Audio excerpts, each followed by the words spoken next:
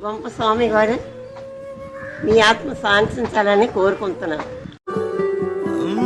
దేవుడెక్కడు లేడు, వేరే కొత్తగా రాడు, మంచి మనుషులలో గొప్ప మనసు తనై ఉంటాడు. నీకులాగా నేలోక కళ్యాణాన్ని ఆశించి జన్మించిందో వెనుకన్న తల్లి కడుపు నిండారా పండింది.